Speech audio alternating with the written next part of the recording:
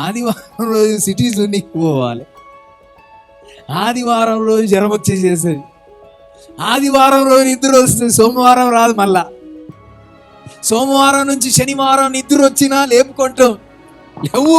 ఎందుకు? 600 రూపాయలు పోతాయి. మళ్ళీ ఆదివారం వస్తుంది జ్వరం, ఆదివారం జ్వరం వస్తే లేవలేము, అస్సలు లేవలేము. ఆ రోజు దేవుని సన్నిధిలో లేచి నిలబడుతున్నారు. ఈ స్తుతించటం కంటేజియస్ అండి.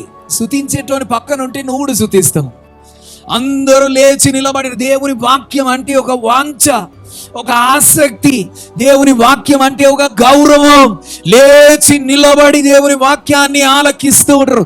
ఒక పూట, ఒక రోజు కాదండి, మొదటి దినం నుండి కడ దినం వరకు.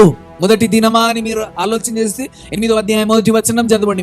7వ నెల మొదటి దినం కడ దినం వరకు కలుసుకుంటూనే ఉన్నారు, అలిసిపోవట్లేదు.